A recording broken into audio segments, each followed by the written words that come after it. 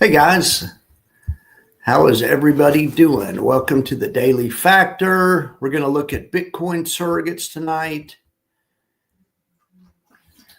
I appreciate everyone being here. Let's see what's going on the market. I have the computer running a little bit better than this afternoon, or a lot better. It's actually fine. All right, so let's look at, but I have a few windows I'll probably need to open here and there.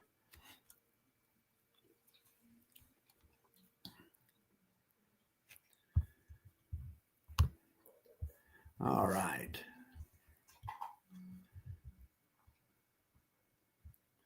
I decided tonight it's going to be like last Monday night. We did Bitcoin surrogate last Monday night, but I put blocks and LFGY and ULTI and things on there that had Bitcoin in them, but they weren't directly Bitcoin. But tonight we did just directly Bitcoin.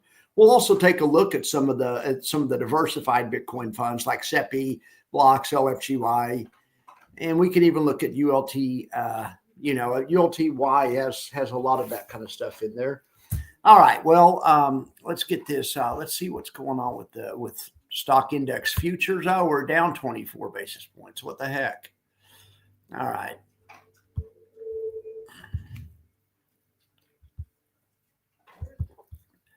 Hang on.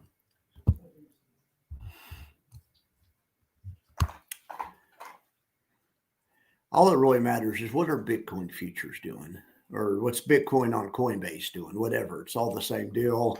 Looking at KYLD. KYLD kind of got beat up today, but oh well. It's only their second day. I saw somebody on X today saying that I gave Matthew Tuttle a compliment on MSTK because he paid a distribution. I said, keep up the good work or something kind of generic. And they said, well, this thing's starting to, the erosion's picking up on this thing. And I said, it's only been out 8 days and MicroStrategies is down. I mean, it's too early to tell what's going on. Let's see what happens when MicroStrategy goes up for a couple of weeks and it's been down for a couple of weeks. And then we can kind of take a look at it and get a better idea. But my gosh, the erosion's picking up on this one. I guess. I'd advise, if you don't like NAV problems, I'd advise not to get anything related to single stocks, especially not related to freaking something like MicroStrategies.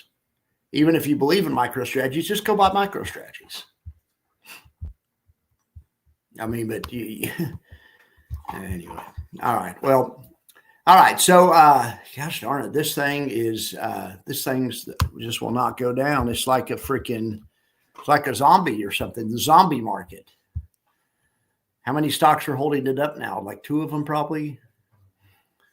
Anyway, there's not much to look at here. Obviously, I'll just look at the daily chart. But I did want to show this at night. We'll get into the max factor in a second. But I think the VIX and VIVIX, the pros versus Joe's indicator, was flashing yellow for a few days. And we pulled back for a few days. It's been flashing yellow for about 4 days. But I think today it went back to flashing green. But we'll check it out really quick, and then we'll get in the middle of this. So the pros versus Joe's indicator. This is one way of looking at, very oversimplified way of looking at the volatility in the market. The super oversimplified way, but it's what we're going to do.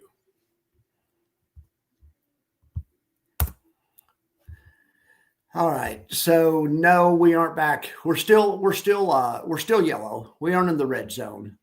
I need to make another graphic that explains this better, but I can just tell by looking where we're. The last time we went into the red zone, we've been in the yellow zone pretty much most of the time since October 2nd and 3rd. It has kind of been a rough month. We got out of the yellow zone for a while and got into the green zone towards the end of October. But then we slipped back in it on the 30th of October. We got back into the green zone on the 27th, went in for 3 days. We're back in the yellow zone, not back in the red zone. We're back. Last time we were in the red zone, we were in the red zone a little bit for a while, but we got out of there mid-October. But the last time we were seriously in the red zone was, and that by the red zone, I mean when pros are buying protection at a faster rate than Joes. And that was and that was in late February. We went into the red zone February 21st, and you can see that would have been, let's overlay the chart right there, that it got bearish. The pros, the pros started tipping their hand right there that something was going on, and it certainly did. It certainly did, and we didn't get an all clear signal. Well, we didn't get a totally all clear signal till later summer, but we didn't get a yellow zone signal until mid-May. And anyway, then it's been straight up since there. And then we've been in the green zone most of the summer, but now we're back in the yellow zone. So we'll keep an eye on that. All right. So I guess let's get into the middle of this thing. Let's see who all's here. Hey, Grumpy. No, Bitcoin's not going up. I didn't even look at Bitcoin. Hang on. Let's look at Bitcoin futures or Bitcoin something. People keep texting me. I wonder if I'm getting a bot attack again. No, not yet. I think it's critically important that this trend line holds. I think a daily close underneath this trend line would be bad. Just one of many things to look at, of course, and the trend line may not be drawn perfect. So, I mean, do your own research, but I think it's important to hold that area, and it's right around 106 or something. Jackson, what are you doing? Oh, okay. He's got his toy. I was checking on him, making sure he wasn't chewing something he's not supposed to. Okay, yeah, Bitcoin's not going up, evidently. Not yet, anyway. Oh, am I not sharing the screen? I'm sorry. I thought I was sharing the screen. Was I not sharing the screen this whole time? Anyway, my bad. Well, anyway, I haven't shown anything yet. I mean, but it'd been nice to share the screen. Yeah, nice blocks hat. I know it. Thank you, David Nicholas, for sending it to me. He did. Before I even knew him, I didn't even get the interview. He just posted on Twitter, if you want a blocks hat, send me your email or something, to random people on Twitter, and I sent it to him, and he sent it to me. Then later on, I got an interview with him. All right, well, I'm sharing the screen. Susan's here. Now, Susan is the one that told me about IAUI. And IAUI, it's a gold-based ETF, high-yield ETF, and it's consistently pretty high in the max factor. We aren't talking gold tonight. We'll probably talk gold in the max factor later this week. But yeah, IAUI was a good pick. Though that one and iGold and KGold seem to kind of be the class of the gold business right now, at least according to the max factor, at least according to the way I look at it. Okay, for those who don't know what the max factor is, it's my own proprietary metric. No, you can have two companies with the same total return, and they can be vastly different companies, and they have vastly different, use in a portfolio. So that's the max factor. What it does, it's only for high yield ETFs. The high yield ETFs broke the matrix or broke the metric, whatever, because it's ridiculous if something pays 50% or 100%. It's hard to measure with TradFi measurements. I mean, you can use total return, and that works. But what I do is I break out the components of the total return separately, and I look at them separately to study the interaction between the yield, the high yield that's created, and the return. We all want the highest yield possible, but would you take a fund that paid 400%, but it was down 99% on NAV? Probably not. But, a fund that paid 200% and was down 20% on NAV, yeah, I might think about it. It depends. It depends on what else was available and what you're looking for. But, and I don't know if there's a fund out there well, there probably is. There's probably some signals. I bet MicroStrategies at times has paid triple digits and had NAV barely down, or not MicroStrategies, Misty. And I bet Coney's been in that good camp sometimes, but it's just a day-by-day thing. We watch it every day.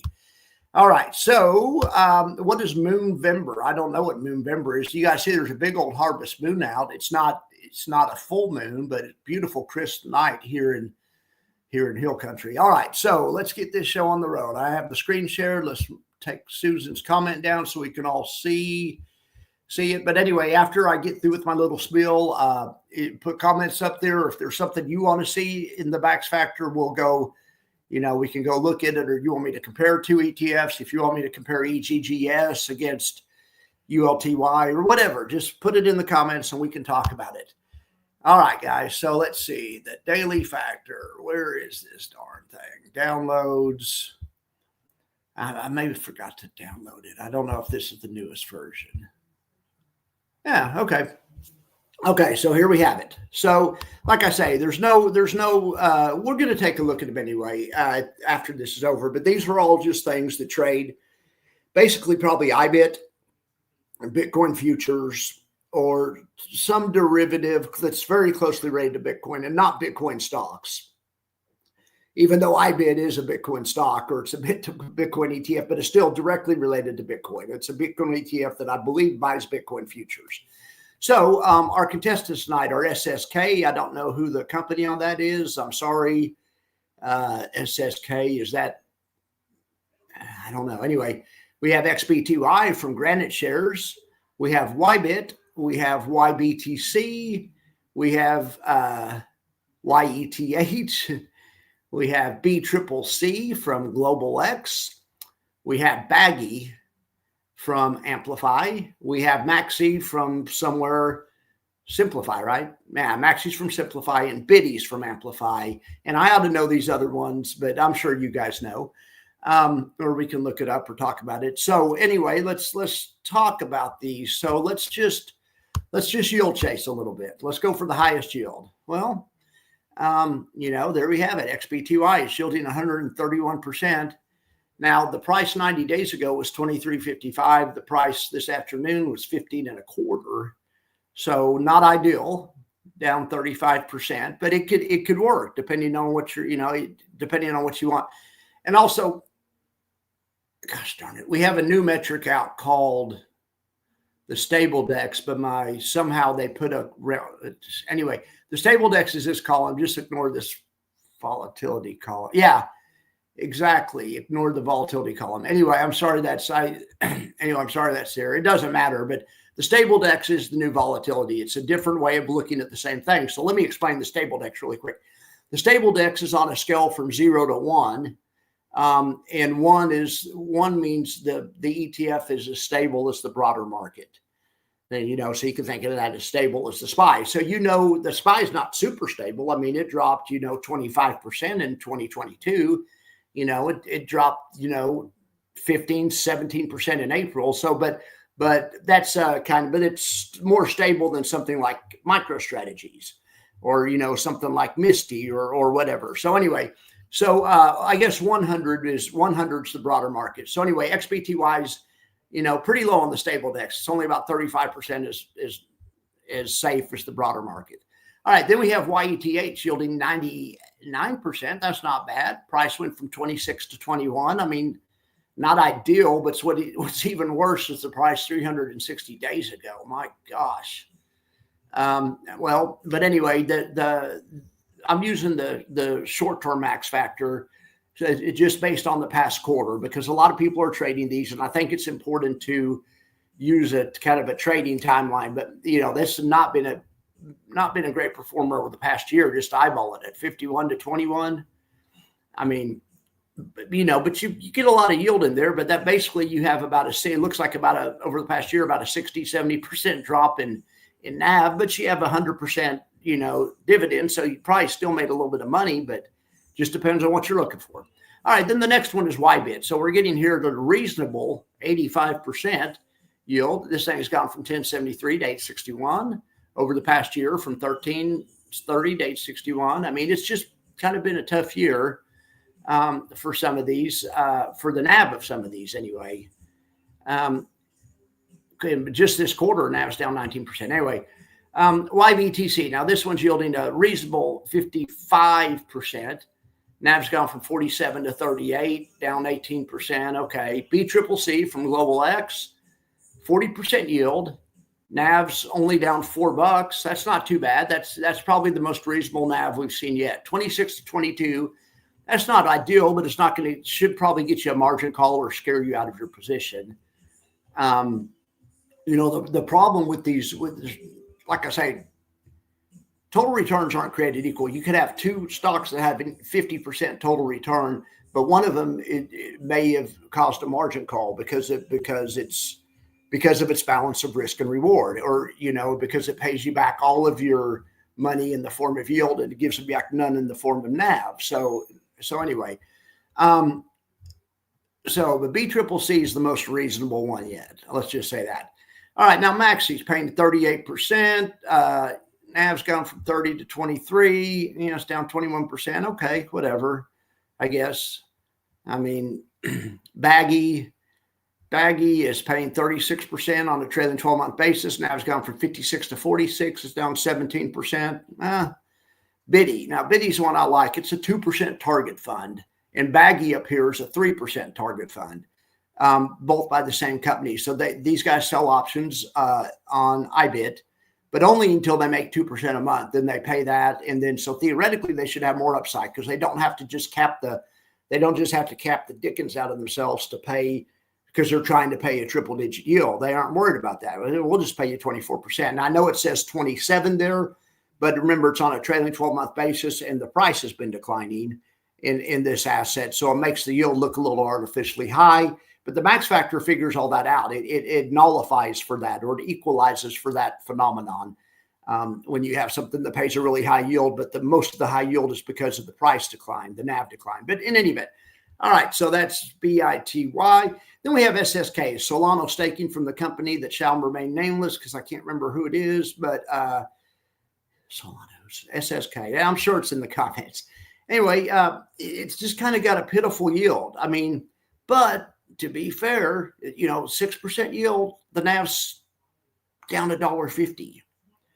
Now, but the bad news is that's 5%. So you get a 6% yield, but you traded 5% down the quarter for it. I mean, probably not the best, probably not looking great, not a great look for this fund right now. But remember, it's also based on Solano, and it's also based on their ability to stake Solano and generate the yield through the staking.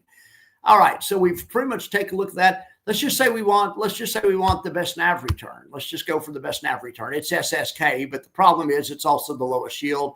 And really, if we just look at this, it pretty much lines up by yield because from lowest yield to highest yield, because it goes 6%, then 27%, and that would make sense because yield, a big distribution is a tax on the future upside of the NAV. It's a tax on the NAV. Not necessarily a tax on the total return, or something can have a giant yield and still have a good total return, and that's fine. But that's why I call it NAV depletion. It's accurate to call it what it is. These things, say something pays 52% and they pay weekly payments. Well, that's 1% coming out of the NAV every week. So it's something to consider. That's because your NAV's being depleted. The reason it's depleted and not erosion or not whatever else, because that means something else. Depletion also implies something that comes back, right? I mean, you deplete something and it hopefully fills up. Now, there's no guarantees, but that's the idea on how this works. Erosion is like when you have a hill behind your house and it erodes into the ocean and your house falls into the sea. Erosion is something that's not coming back. And that's why it's accurate to say something like UVXY is erosion. It's volatility erosion, and it's a different phenomenon. But anyway, just to get the semantics straight. But yes, the depletion can cause issues, regardless if you call it erosion or depletion, still the same thing. It's coming out of the NAV and it's making you mad, and I get that. All right. Well, then we have Baggy here, 17%. I think these are reasonable. I'd say right here, these four right here, or there's actually 5 or 6, between 15 and 20% is reasonable, probably, considering lately it hasn't been a great quarter for Bitcoin returns. Even though I show the price 360 days ago, that's for information only. It's calculating off the quarter because we're trying to catch the ones that are hot now. And, and trying to add some elements of momentum in there. But I don't use the price. I don't really use momentum. I don't look at the price itself and use moving averages or anything. But it factors in just with the shorter time frame. Anyway, so you can see right here you have. Let's just look at the ones that pay under 20. So YBIT, YBTC, Baggy, BCCC, and Biddy are the reasonable ones, I'm saying. So what I might do is just go pick the one with the highest yield out of that. It looks like YBTC. I mean, just before I had the max factor, or no, it looks like YBIT. Before I had the max factor, I would just do the same thing. I'm trying to get a good buy for my money. Just like when you buy a growth stock, you don't pay too high of a price earnings ratio. You don't want to, or too high of a PEG ratio, or whatever. You want growth at a reasonable price. GARP. This is DARP. distributions at a reasonable price. All right. And the YETH looks tough also, paying 99% and also down 20. Then we have Maxi. Maxi's just kind of a weird deal. Just makes monthly payments, and it has a really high fee. And the people at Simplify try to explain it away, but I've never really understood their explanation. It seems to me like they're just trying to get in my back pocket. That's why I don't have any. Anyway, then we have XBTY, and that's kind of the hot mess out of the group. Okay, well, now let's just sort it by the stable DEX. Let's see which is the least stable one, the hottest mess. And of course, it's SSK, and Maxi's the second least stable. So it wouldn't surprise us. So the most stable one is BCCC. Now, Global X, that shouldn't surprise us. I bet they use monthly options instead of weekly. Even if they pay weekly, they probably tranche it out and use monthly options. Monthly options create more stability but less yield. And you'll see here, BCCC does have less yield than most of these other ones, really than all of them except the target funds, Biddy and Baggy, which are targeted to have less yield. So I don't know. What do you guys think? Who do you think is going to win? Who do you think is going to win? I don't know if I have it sorted. I think the computer didn't sort it by, I think I forgot to tell the computer to sort it for us, but that does alphabetical, that does yield price, 360 quarterly. All right, well, yeah, I forgot to include the metric, but let's just look at it. I'm just telling you, let's just take a look at it. So we're going to appoint a winner. We can go check the sheet also and see what it is, but it's got to be,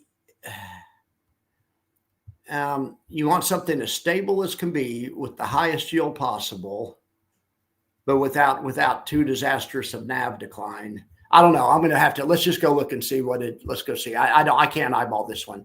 Okay. So as far as the short-term max factor goes, well, I'm sorry about this. I meant to tell the computer to hide the row, and then I wanted to bring it open at the end so it'd be more like a surprise. But anyway, here it is. There's no way. There's no way SSK is number one. I'm not buying that. I am not buying that. I mean, that's what the numbers say, but it's I'm not buying that. That's ridiculous. I think there's a problem here. Let's go to the main sheet. I'm going to go to the main sheet and sort the whole thing. I think when I copy and pasted, something got jacked up. Anyway, the good news is you get a look at the whole thing now. We can look at the entire max factor real quick, but we'll just TSLP, TS2, TSLY, TSLW, Aptly, GUI, AMDW, Goop, Chippy, XYLG, IWMW, iGold, AMDY, Blocks, TLTW, IVVW, SEPI, FEPI, SVOL, GPTY, AMZP, QDTE, JetQ, QDTY, T-SPY is a good one, SLVO, GLDI, Big Y, QILD. There's the one that Susan recommended. It's 39th on the max factor overall right now. Doing a good job. Positive NAV, 8.2% positive NAV, and 12% yield. What's not to like, right? Like I say, it didn't quite rank as high as iGold on this, but we'll do gold. We'll do precious metals some other night. I'm just not buying that SSK is number one. There's no way. There's no way. I'm so sorry about this. I was trying to get this show done earlier, and I guess earlier tonight, and I guess I rushed it a little bit, but try not to do that anymore. Hang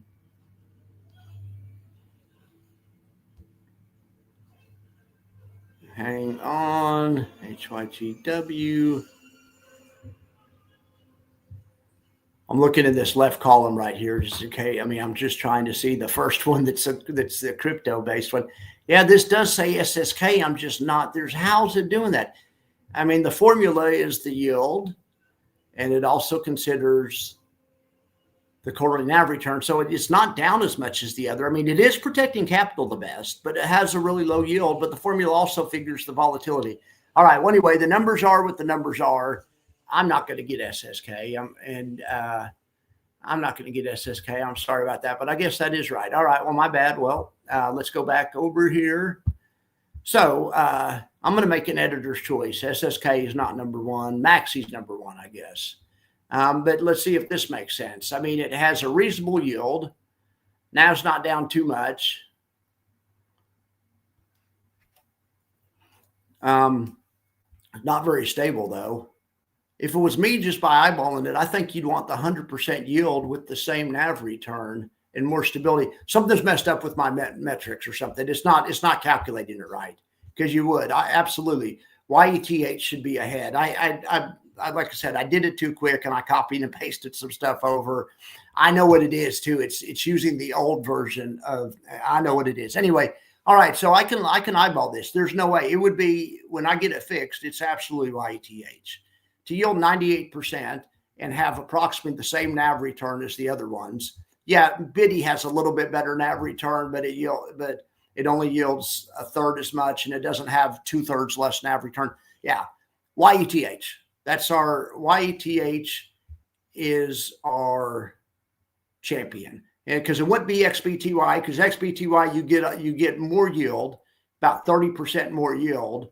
But it's not worth having double the NAV return to get 30% extra and then have a no. Anyway, yeah, YETH is our champion. So YETH is, and I'm really not so sure. It might not be YBIT either, paying 85 with about the same NAV return and more stability. Really, YBTC doesn't look too bad either. Anyway, I'm declaring YETH, YBTC, and YBIT the champions, and I'll fix that by tomorrow night. All right, guys. Well, I'm so sorry about that. That was kind of a bust, but we can shoot the breeze. We can definitely shoot the breeze. I know Grumpy's first name now. I'll try to remember that in the future. Oh, no. Susan was saying hi to Bob right here. I thought she was saying hi to Grumpy. Okay. All right. So, Eric the Aviator. Yeah, we got a good crowd in here now. We got 37 of you guys. I appreciate you guys being here very, very, very much. All right. So what do you guys want to talk about? What the heck is Moonvember? You know, we can maybe let's do this. Let's go to, oh, I know exactly what I did. I made the new stable decks, but then I forgot to include, then I'm still including the yield calculation. Anyway, and it's exactly opposite. The one that was picking first would have been last. So I guess that's the key, I think. Let's go look at that again. Let's just say, well,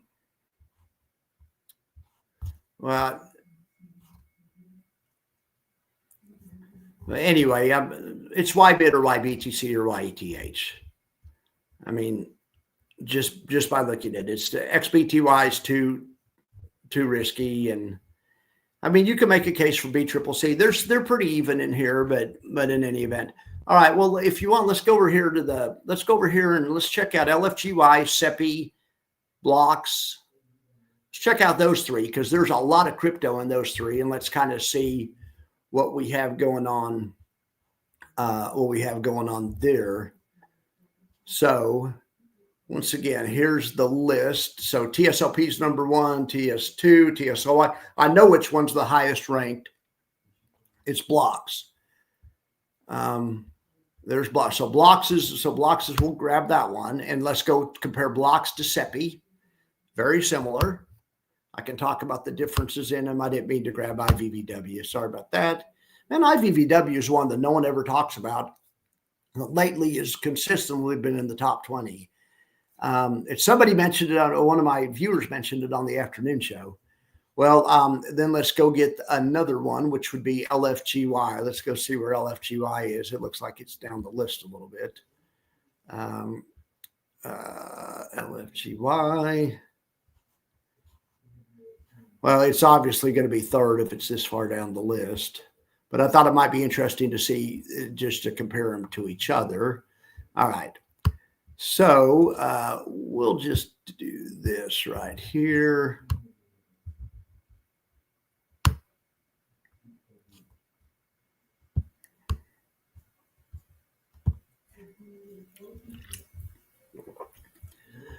All right. Oh, shoot. Shoot. I'll try to start doing these earlier, and I might even start pre-recording, but I just kind of like live streams. If I would have pre-recorded it, I would have caught that mistake, and that would have never happened. I would have had to shoot it again. So that's the advantage to pre-recording, but oh well. Let's paste that value. Okay, so here we have it. So let's look at all three of these. We have everything we need to know. So on yield, we'd give it to LFGY, no doubt. Okay, but and on price, LFGY has gone from 36 to 35. That's not bad. It's only down 1.7%. And it's paying a 71% yield. I mean, what's not to like? I mean, I like that right there a lot. We could also have, we could accept a third. We could accept half the yield with a 38, a little bit more than half, about 55%. And actually, if we do that, we get a little bit better NAV return. We're actually positive. We get about 7 points better NAV return. Instead of being down 1, we're up 6. We're actually down 2 to up 6. So it's about 8 points better. And then we have blocks. Now, blocks is paid a little bit less yield than SEPI. 40 to 30. I'm going to round that to 40 and then round that to 30. So that's a third less or a fourth less. 30, 40. So fourth less. It's 25% less yield. The calculation function's broken, so that's why I'm figuring out in my head. So it's a fourth less yield, but you had the NAV that was up 3 times as much, 300% as much. Blocks is the winner. And if the calculation function was working, it would be the winner. But I mean, the LFGY is impressive. If for some reason you wanted more yield, and LFGY does its own deal. I think LFGY will do better in the down market than blocks would. I think LFGY will protect capital better, but that's not for sure. Their blocks is actively managed and they do a good job of protecting capital too, but it'd be close. But I think LFGY might be just fractionally safer in a down market because they're selling calls instead of selling put spreads.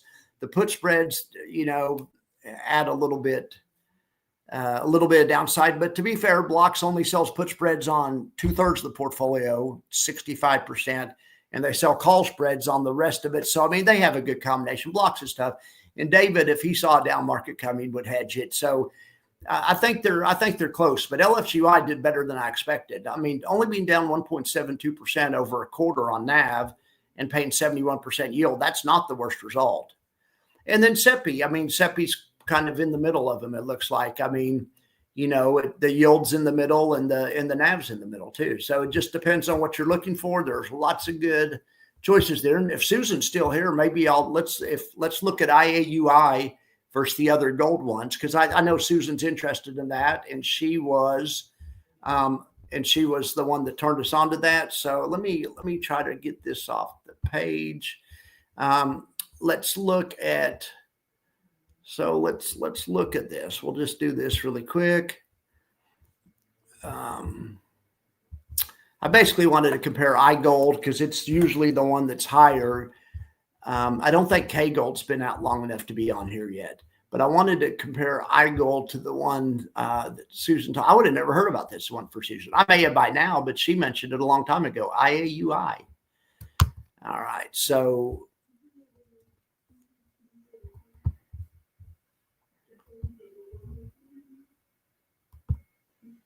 let's get it on its own sheet over here.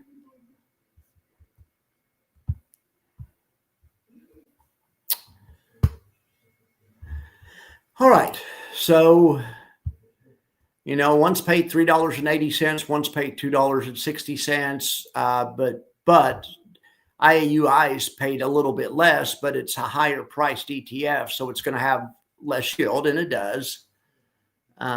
It definitely does. It has 12% yield, but iGold has 15. I mean, it's not that huge of a difference. IAUI has gone from 49 to 53 on the quarter. It's up 8% on the quarter. That's the quarterly NAV return. Now, iGold paid a bigger dividend in this quarter anyway. It had better NAV return. It's appearing, amongst these two, like iGold is kind of the class of the field. Also, iGold has a year's worth of data, and iGold had a 1-year total return last year. So that includes dividends and NAV, but 32% positive. That's good. IAUI hasn't been around for a year yet. But I'm really looking forward but these two are usually right towards the top. These are the highest ranked gold ones typically. But I think when K Gold gets in here, it's going to be a 3-way race. I mean, we'll see, but I have high hopes for K Gold and K Sil for that matter. So maybe on some other day I'll get all the precious metals out, all the golds, all the silvers, and there's not a platinum one yet, but when there is, I'll get it out, but that'll maybe be Precious Metal Friday or something. That's a show for another day. But anyway, I thought I'd do that for Susan since she's here. All right, what else are you guys interested in? All right. Let's see here. All right, stoked for the Rexus Weekly. Yeah, heck yeah. Awesome.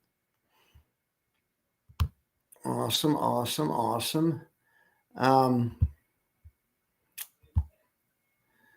Let's look at XRP going to do anything like Bitcoin? Well, I don't know if XRP is going to. What do you guys think? I'm TradFi as it goes. I'm trying to keep up with you guys, but I'm as TradFi as it gets. So I mean, I hope so. I have friends that are heavily invested in the not in Bitcoin, but in Solano, Cardano, Ripple, the other things, and that's what they're excited about. So we'll see. All right. Okay, Pyramid saying stoked for the new Rex Weeklies, especially the Core Weave and the Walmart. Yeah, I heard someone today said they weren't particularly pumped about Walmart. I don't know why. I didn't get an explanation, but when somebody was typing in the comments, they weren't. I think what's good about it is, or the advantage I see to Rex is Round Hill and YieldMax have a lot of the same basic types of funds, that the high beta tech stocks. Well, and Rex has a lot of those too, but they came out with Eli Lilly, not tech, probably is high beta though, but then they have CoreWeave, I guess is tech, but then they have Walmart and something else that was kind of more mellow. So I think it might mellow out the deal. Oh, I didn't mean to ban Grumpy Toad. I'm sorry, Grumpy Toad. Gosh darn it. Grumpy Toad, I didn't mean to ban Grumpy Toad. Anyway, I hope now he can't see it though. I'll fix that after we get out of here. My bad.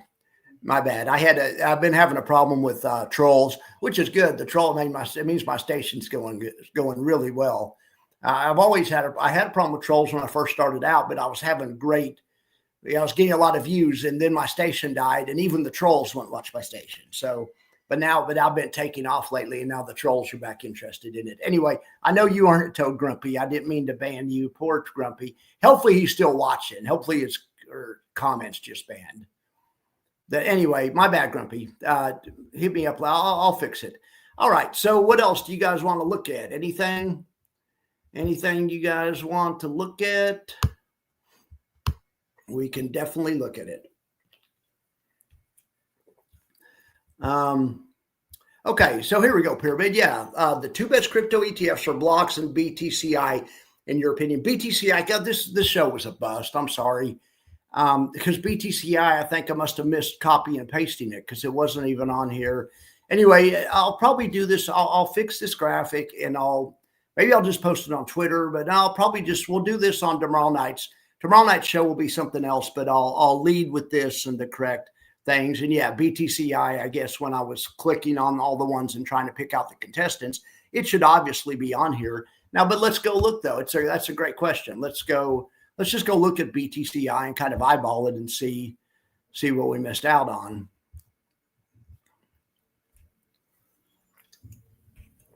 All right, so let's just do this.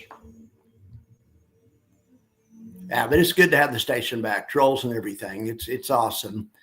Like I say, trolls are just a cost of doing business. But the thing about having my station popular again is I get to help more people, and that's what I like to do. For a while, like I say, no one was watching. The algorithm wasn't pushing me out anywhere. So where's BTCI? BTCI. Well, I think we discovered the problem. Gosh darn it. Maybe BTCI is not. Is it too new to be on here? I put the ones in yellow that I just added recently, and I put the ones in yellow, and I put the ones in red that are too new to be on here, like ETTY's coming, BITK's on its way for sure. GOF, that's a closed-end fund. We'll have a closed-end fund night sometime as well. So we have BTCI. But anyway, if anyone was watching the show last time was offended, it was there was a troll attack, and we got rid of it as fast as we could. The problem is, the reason I'm particularly susceptible to trolls is I don't charge for Discord. I don't need the money. I don't want the money. I do this for to help people out. But so I have my Discord wide open, and they attack my Discord and then use that as a vector to get inside here. But now I make it where I've locked Discord down, or I thought I did, but we'll see. We'll see. But I think I forgot to ban that dude last night. Oh well. All right. So BTCI, yeah, this definitely was a bust. Let's just look at BTCI. So this thing pays a 30% yield. NAV went from 61 to 54. That's about like the rest of them, but NAV was only down 10.79. This one probably would have won I'm just thinking maybe. I bet this one would have won. Anyway, sorry about missing that. Yeah, that's a good one. NAV down 10%, pays 30%. There's some in there that paid that'd be close. This would definitely be close. So let me show you my new metric. The new metrics in this last column, it's called the stable dex over here in column P. And that's what I was telling you about it. That's where it's ranked on a scale from 0 to 1 or a percentage basis. So, the last sheet shows a percentage, but we could see how stable they are. So let's go down to that BTCI. How stable is it? A 37. Okay. Well, let's go back to the chart. 37. It would have been the 37. It's about as stable. It's right there between XBTY and BITY. Look at BITY. Just for comparison, it paid less yield. Instead of paying 30, it only paid 27, and it had worse NAV return. Yeah, that's a good one. Sorry I missed that. That one would definitely be in there. If there's any others that I missed or anything you want to talk about, let me know, and we can definitely put it in here. I'm happy to do it. I'm happy to talk about anything else. Let's see what the market's doing. See if the market's moving. I'm going to get on a shorter term chart here so we can kind of see what's going on. Kind of looking inside the numbers here. Yeah, we made a low this afternoon. I bought blocks when the market was right about here. I was trying to buy the dip. I didn't get it right quite at the bottom, but I was thinking 106, 107. I'm hoping the trend line holds, and I wanted to add more blocks. So blocks is now tied for my biggest position. It was ULTY. I made so much money in ULTY. It grew from 20 to 27%. Plus, I'd lost some money in some other allocations. It grew relative in my portfolio.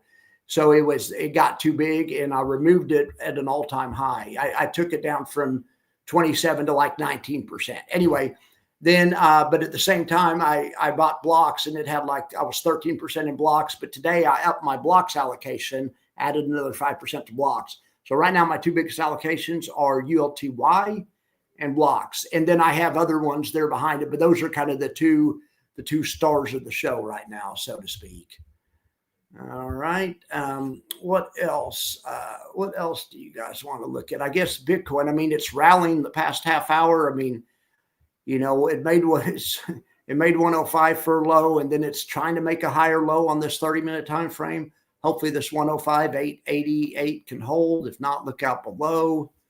If you're a bull, it's probably going to get, it may be going back to this high volume node, kind of the same thing it did right here. It sold off, and it went back right to the high volume node and started selling off again. That's called checking the previous POC, or point of control. That's the point of control. That's something that happens, and that's actually kind of a sign of distribution. I mean, on this time frame, it looks like people are selling the RIP. We don't know. So the big thing will be, will they sell the RIP tonight at 108 or tomorrow, or are the bulls going to take over and try to get it over the 50 period moving average? They're over the 20 period moving average. The lower line's the 20 period. But if try to get it over the 50 period moving average and up here to 111 again, that would be a victory for the bulls. But if it just gets up here to 107, 955 or somewhere up in this range in Peters, probably going to make a new low again. So we shall see. Well, Joe, I appreciate you being here. You were here last night, weren't you? Weren't you in the audience last night? Thought you were in the audience. So SMCC. Oh, that's the other one. Is that the other of the? Or let's look at this Rex announcement here. I guess let's go to Twitter and let's do a search for Rex. And Rex shares it because they announced it today. I just want to see what they're saying here. Oh, look at that. So they have Doge and XRPR. Those started trading. Well, those will go on the, if they're staking and they pay a yield, they may not. Those are probably just growth. I don't think those are yielding. But I mean, that if you're looking for, if you, not everyone should get yield. I mean, a growth investor should get growth, and older folks should get yield. Like I always say, the distribution, whatever you call it, the yield is a tax on the NAV. It depletes the NAV. So it doesn't mean it can't be a good investment still, but it's just something to consider. Okay, so here we have it. So those are the distribution amounts. Where's the new ones coming out? Come on, they just announced it today. Here it is. Yeah, tomorrow we have WMTI, which is Walmart Growth and Income, HOII, so that's Hood, Robin Hood, Lilly. I always say that's the company my grandfather worked for. Pulte, that's a good one, and CWII, CoreWeave. So we got Palantir, CoreWeave, Hood. So 3 tech stocks, 1 big pharma, and a retail giant launching tomorrow. Now, somebody was asking about SMCC. It was Joe. What is SMCC? Is that one that? So that's CC. Is that? I should know what that. I don't think I heard that one. I guess it's an SMCI, thing yet, but it doesn't need to go on the max factor. We need to put it in there. If you guys ever see anything that's not on the max factor that needs to be in the max factor, let me know. SMCC.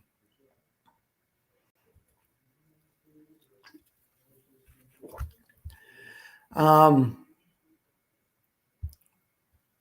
I didn't realize this one's okay. Yeah, so it's a Defiance one. Okay, I like the prospectus. I don't know about the results of these. I'm really interested in ETHI from Defiance, leverage plus income. This is the same brand or whatever. I mean, the brand's Defiance, but it's the same. It's going to be the same technique. So these are, I think they're double long, 200% leverage, and then they do an income off it. So it has not been out. So October 29th. So here, let's just do this right here really quick. All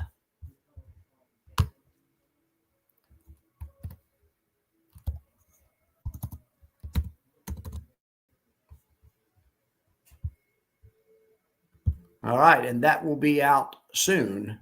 We can still get numbers on it, but it's just not very, it's when you don't even have a price 90 days ago, it's just that you're looking at such a small data set. But I mean, right now it's paying a 73% yield. I guess in the stable decks, I wonder if the stable decks will work. No, it doesn't have enough data to calculate the stable decks. It'll just give an NA there. So in any event, all right, but I don't think that number is going to be right because that's saying, hey, this is super unstable. It's too. Well, that wouldn't be surprising. It should be unstable given what it's double leveraged and it's based on SMCI. But in any event, that could change. That could definitely change. But that's a good tip, Joe. I'll be happy to put anything else in there. Okay, so what is going on? I appreciate you being here, Greg. Right, your name's Greg, right? I think it is. Thank you very much for being here. Gosh darn it. All right, well, I'm going to cut this stream. It looks like the Revenge of the Nerds is back again. So, but I'm going to cut this stream because obviously my defenses that I did last night didn't work. So I'm going to go get in the middle of it. I'm going to go find Grumpy Toad and apologize to him. If anyone sees him in another Discord, tell him what happened. Tell him I'm sorry. He's just a victim of circumstance. Okay, let's try to look at something real quick before they get through again and put something up. These guys, I just don't see having that much time. I mean, seeing a penis doesn't shock me. It's not that, I mean, this is like sixth grade stuff. This is like when somebody called you a stupid head or whatever. I mean, anyway, I mean, this is like the stuff. This is like middle school. I went to middle school 40 years ago. I've been called every name in the book. I've called other people every name in the book. I've seen everything in the book. It doesn't shock me. So just go play somewhere else, trolls. All right, let's look at Q Lady though. Oh, cool. You're on a cruise ship coming back to America. Great. All right. So I have a special spreadsheet for Q Lady. And since Greg's asking about it, let's just go check it out. It's called the lightning spread results for QLDY. This thing is rocking. I mean, it is absolutely rocking. I can't say I predicted it because I didn't. But I did say that the option structure should allow it to get tons of upside.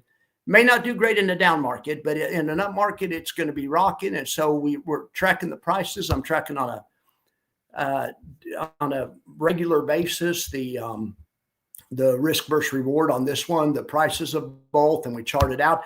Okay, so here's the total return. So blue is QLDY and Qs are the parent asset. So you want blue over red, and blue has been over red most of the time. When the market pulled back, blue was leading a little bit and then was leading on the way down, which is bad, and then trailing on the way up. So in other words, trailing. So blue trailed, from here to just a few days ago to about last week, and then and then the market went up enough. It's a bull market strategy. What they're doing lightning spreads, selling put spreads.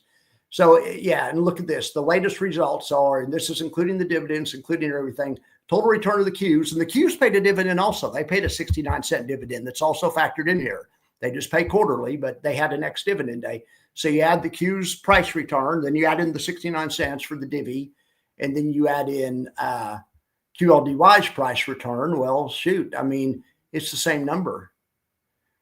It's the same number. And QLDY pays it twice a week yield. I mean, so yeah. And then on a day by day basis, this is just tracking a 1 day change. And so, a few days ago, it was QLDY was up 1.9, Qs were up 1.78. Now today, the daily results, the Qs beat us on the daily results, but yesterday we tied them.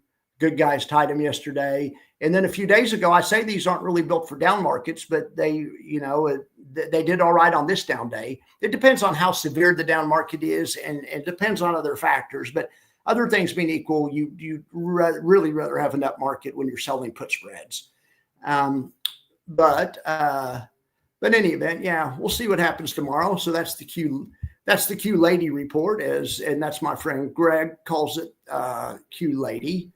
So SMCC, now what are you saying? Oh, it came out with AMDU. So in other words, go put AMDU on the spreadsheet too. I will. I'm just not going to do it now. I won't make you guys go through that. But yeah, as soon as these things hit 90 days, we're going to be rocking and rolling on all of them. Definitely on all of them. All right, guys. Well, that's about all I got for you tonight. I'm going to go try to figure out what's going on with the troll situation and try to prevent it from happening tomorrow night. I'm sorry if you were offended by anything you read or saw. I'm probably going to go take this video off YouTube. So that's I'll do that right now. Anyway, you guys have a great day. And the good thing was the trolls ruined it, but the show sucked anyway because I didn't even have the totals right. So we'll do a do-over tomorrow night. Be here at 7 or 8 tomorrow night, and we'll have a do-over. All right, guys. Thank you very much. Thank you, Greg. Thank you, Susan. Thank you, Joe. Thank you, Froggy, or not Froggy. Froggy was here. And also thank you to, who did I ban? I banned Grumpy Toad by mistake. No, Froggy hasn't been here. And thank you, Grumpy Toad, if you're watching. Thank you, Eric the Aviator. And thank you to the other 54 of you. I appreciate it. Have a good day.